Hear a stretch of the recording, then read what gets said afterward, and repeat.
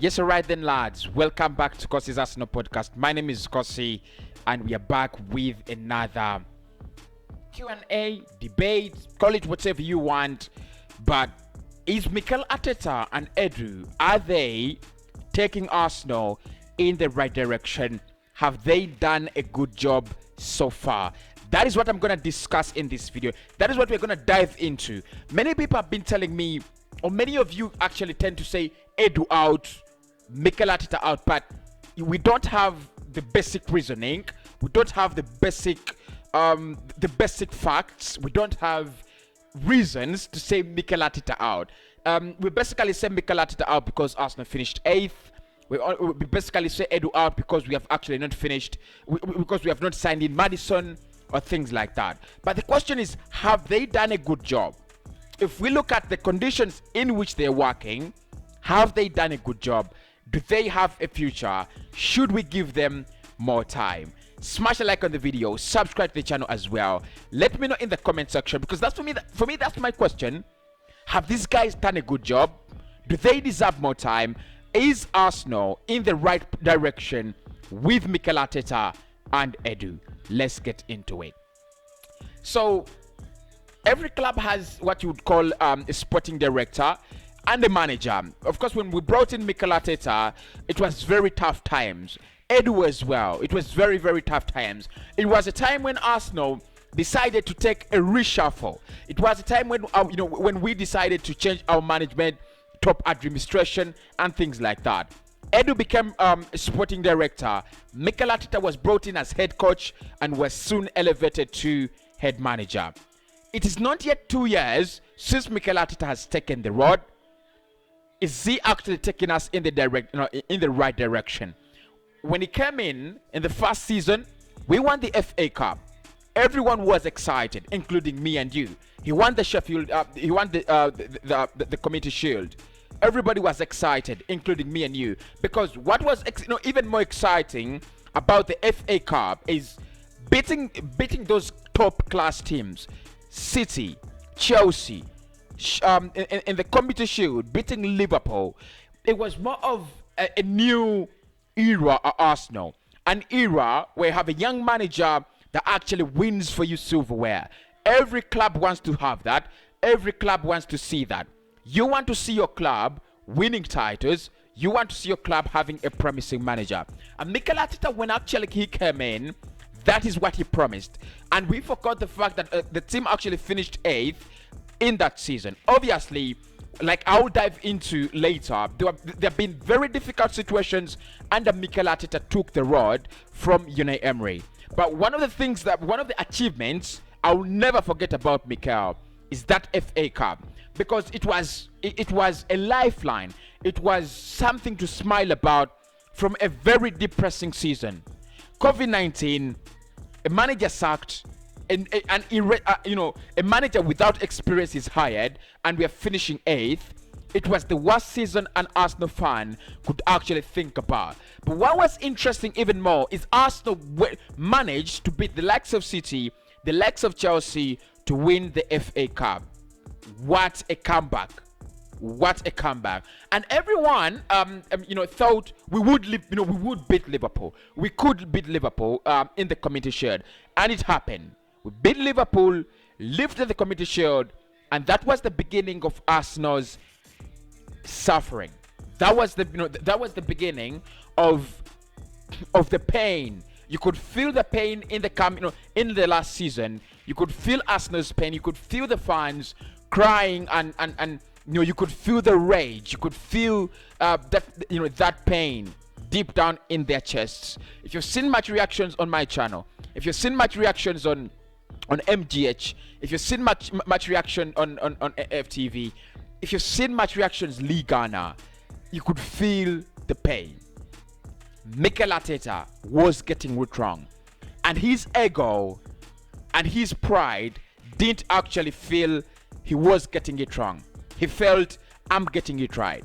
He kept on picking the wrong players. He kept on picking the wrong squad. He picked players and dropped players that you think should be included, and included players that should have been excluded. At this point in time, We are going into a new season, and the big question is Mikel Arteta and Edu taking Arsenal in the right direction?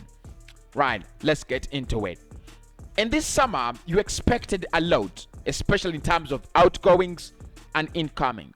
Arsenal had spent 25 years without failing to qualify for European football, either Europa League or Champions League, one of the two. After 25 years, the club actually failed to qualify for Champions League. That was a statement. One of the players in Matteo Guendouzi said it, that I don't know what went wrong with Arsenal, but that is not where they belong. They belong in the Champions League. 25 years of qualifying for European football. If you do not qualify, that is a statement in itself. That is a statement that says, wake up Arsenal, you're drowning. We spent almost half of last season struggling between 13th and 15th. That is where Arsenal was. We've struggled to create chances, we struggled to score goals, and we struggled in every department on that pitch. My question there for me is, if Mikel Arteta had got the lineups right, if he had got the squad right, where would Arsenal finish maybe last season? Probably 7th, probably 6th, or probably 5th. There's a big question mark on that area. But even more so, apart from that, we enter a very crucial summer that Mikel Arteta had termed unprecedented. And we were waiting for that summer that would be unprecedented. We were waiting for that summer that Arsenal would actually come out with to show us that there is progress. 60 days in, 8 weeks in, Arsenal have brought in a centre-back, a backup midfielder, and a backup left-back. The priorities of the club were very clear. All pundits, all journalists, all fans could clearly see that Arsenal needed in a goalkeeper, Arsenal needed in a right-back, Arsenal needed a central midfielder, an attacking midfielder, a backup left-back, and a couple of other options. But it looks like you've done none of that at the moment. Edu and Mikel Arteta are working closely to do the transfers. With transfer dealings, they're working hand in hand. They're working closely. They're working closely to each other. Are they doing a good job? Are they giving us what we expect? I think as Arsenal fans, no. And for me, I'm gonna take this in two dimensions. One, I will try to defend them, and I'll try to condemn them at the same time. So in their defense, I think Mikel Arteta has picked up one of the hardest jobs in the world.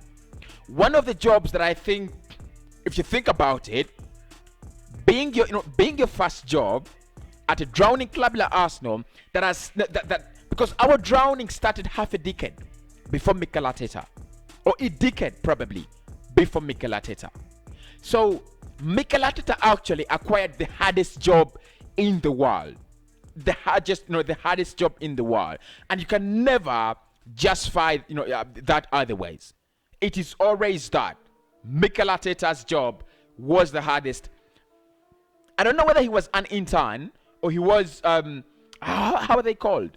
A fresher, right? They're called freshers. So as a fresher, you get this Arsenal side that has players with big egos, that has fans with a lot of ambition and expectations, because they know their club is a big club. You take it upon, you take it up and you screw it. It's not Mikel Arteta that has screwed this team to where it is. Yes, he's done his part in terms of screwing the team, but I don't think it is Mikel that has actually screwed us up to where we are. A lot more has actually been taking place. A lot more has been done, especially in terms of damaging the reputation and position and status of Arsenal Football Club. So, what has Mikel Arteta done wrong? And what has Mikel Arteta done right? And what has Edu done wrong? And what has what has Edu done right? So, my problem with Edu and my problem with Mikel Arteta at the same time is we've actually failed to do what we had to do in the summer. Move on players and sign better quality. That should have been our priority. That should have been our focus. We failed to do that. We are literally entering a new season with the same squad. We are literally entering a new season with the same players. Deadwood is not going out. The likes of Sidikolas Naka here. The likes of Inketia here. The likes of Willow Castile here. And we have failed to bring in the right quality and deal with the right priorities. Giving Xhaka a contract, are we serious? Are we being serious? Yes, I might defend them that they have started their work in very difficult situations, COVID-19, financial restrictions, things like that. A couple of games and things like that. But they should have done better. They should have done better. Are they doing a very great job? No. Are they doing the worst job in the world? No. But I think Mikel has one last chance. This is Mikel's last chance. If he doesn't get it right by Christmas, kick him out. Edu, if the players by January, I'll give Edu until the January transfer window. If the Deadwood is still here, if the right players are not still coming in, kick Edu out. That is my opinion. What do you think about those two? Let me know down in the comments, in the comment section, and I'll speak to you very, very soon.